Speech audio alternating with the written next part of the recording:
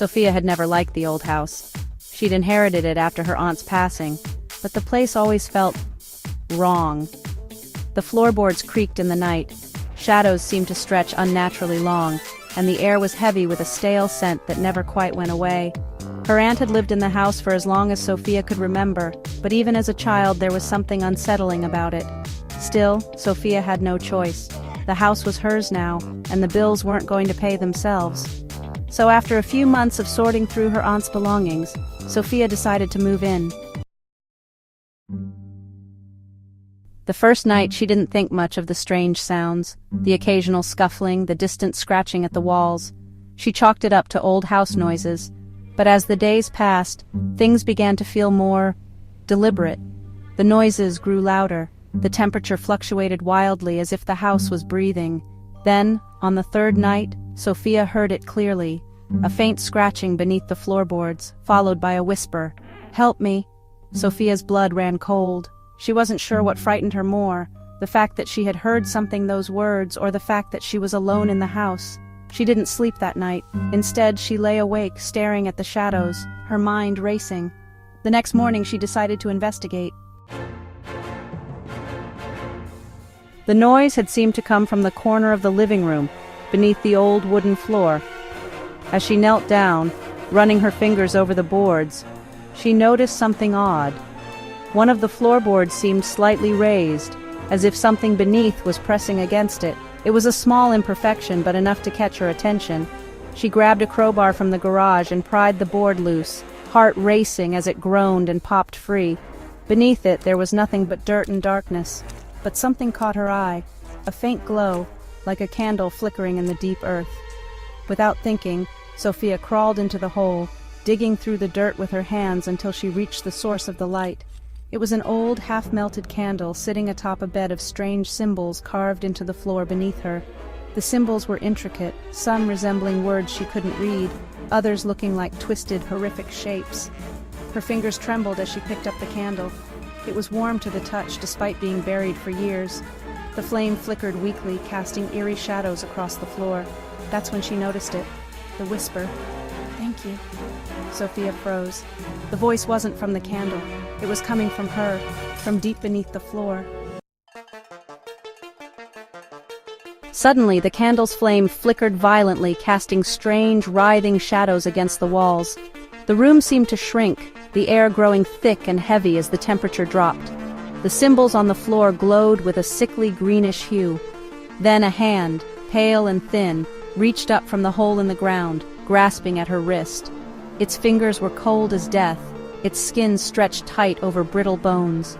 It dragged her toward the hole with a speed and strength that didn't seem possible. Sophia screamed, her heart pounding in her chest as she kicked and clawed at the ground, but the hand was relentless, pulling her deeper into the earth. Desperate, she shoved the candle into the hole, praying it would stop whatever was dragging her down. The moment the candle touched the darkness, the house shuddered, the walls groaned, the floorboards rattled violently, as if the entire house were about to collapse. The hand tightened around her wrist, pulling her down farther until... Suddenly, everything stopped. The room was still. The whispering ceased. The house fell silent. Sophia lay there, trembling, half in the hole and half out, her wrist raw and burning from where the hand had gripped her. She managed to pull herself out, gasping for air, her heart still pounding in her chest. But when she looked down at the floor, the candle was gone, and the symbols on the ground had vanished as if they had never been there at all. But the silence was no comfort.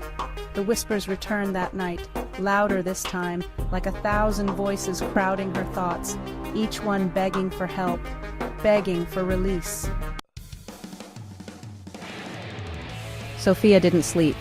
Instead, she spent the night pacing the house, her eyes darting to every shadow, every corner, every creaking floorboard. The whispers followed her, growing louder with every step. Finally, in the early hours of the morning, she heard the scraping sound again, the same sound she'd heard before, coming from beneath the floorboards. She rushed to the living room, and this time, when she pried up the floorboard, she found something worse than she could have imagined. Beneath the board was not just dirt. There was a small, open space, a crawl space filled with bodies, dozens of them, all with empty, hollow eyes staring up at her. They were stacked in the hole, crammed together in a grotesque, twisted pile, as though something had been feeding off their life force for years. And in the center of the pile, there was an old, half-melted candle, flickering weakly in the dark. A figure stirred in the pile, a man. His skin was ashen, his features gaunt, but his eyes were wide and pleading. "Help! Me!" Sophia recoiled in horror, but before she could back away, the candle flared brightly, and the voices all screamed in unison, "You should never have touched it!" The floor began to shift beneath her, the walls seemed to close in, and from the darkness beneath the floor, pale hands reached up to grab her, dragging her toward the pit, pulling her into the darkness where those hollow eyes would soon stare up at her, begging for release.